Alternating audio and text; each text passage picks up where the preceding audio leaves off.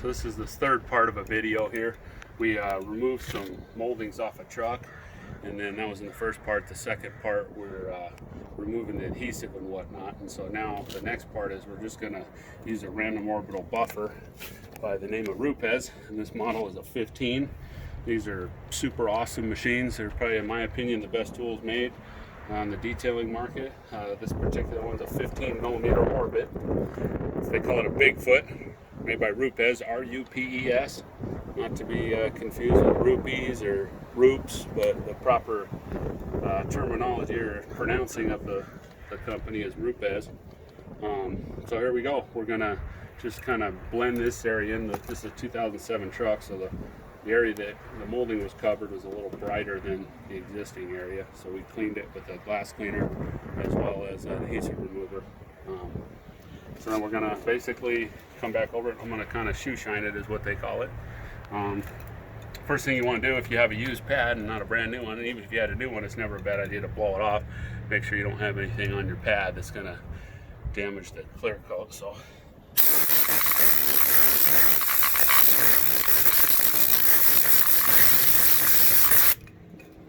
you can see the dust coming off. Yeah, and so now we know it's clean. We want to shake up the product. You're supposed to shake everything up.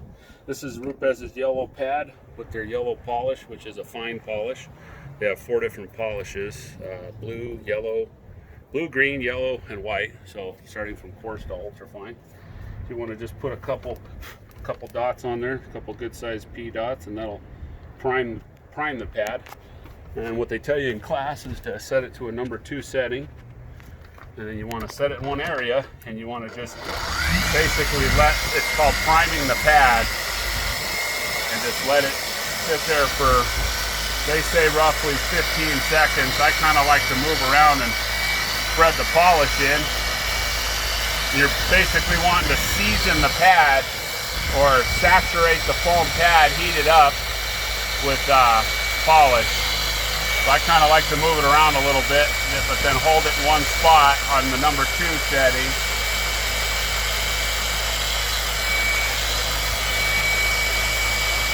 So that should be fine. So we're going to add a little more product. Just going to add a little bit more here. And then we're going to start polishing. I like to use this machine anywhere from 3 to 4. I don't really like to go above that, and I like to let the machine do the work. So here you go. So basically, turn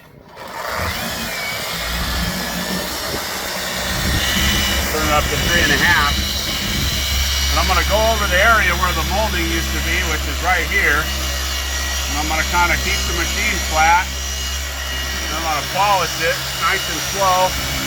You go in the Rupes class, they tell you to polish pretty much as slow as you can stand it, which would be like this. But essentially you want the machine to do the work.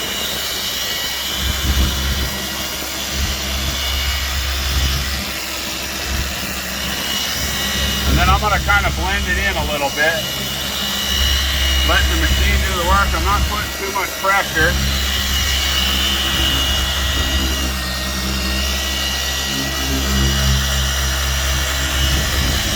You essentially want to drag the machine like there's a little bit of force behind it.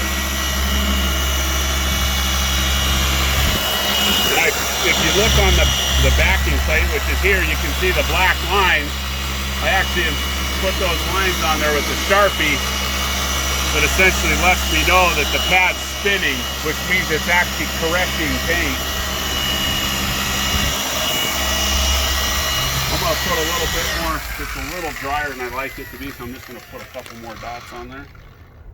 Just a couple little ones, and then I'll make what they call a section pass, which we just did a section pass, and then I'll go up and down and make another section path and just kind of clean this area up.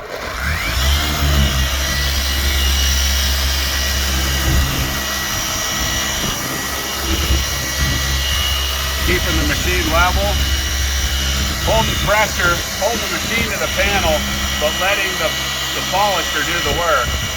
I almost like to act like there's a little bit of resistance on this side when I'm kind of going down, so it's like you're just kind of letting the machine do the work, like there's a little bit of drag behind it. So we're just kind of blending it in and letting the machine kind of all the work. Not putting hardly any force on it. Alright, we'll do another fast one. Now I'll grab a towel.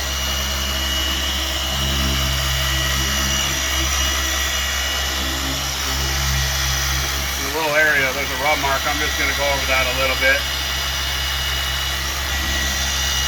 Do a cross pattern.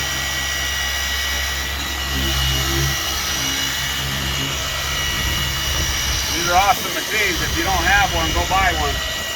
They're phenomenal. I'm going to take a yellow microfiber cloth and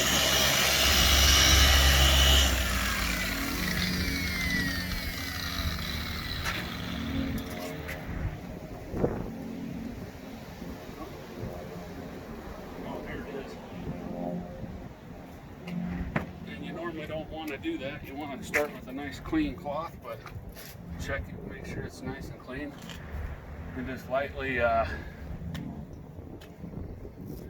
of wipe the polish off.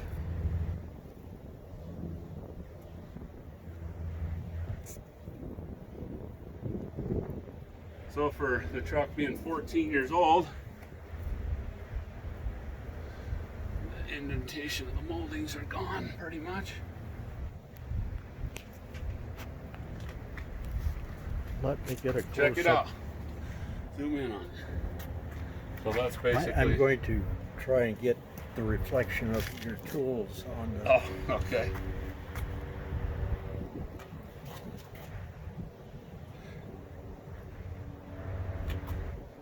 So that's about how you do it. And then of course you'd want to apply a wax when you're done, but that's pretty much anybody could do this for debadging a car or taking moldings off for stickers, bed stickers, emblems, you know, the Silverado emblems, anything. So that's pretty much it. Say goodbye. Say goodbye. All right, bye.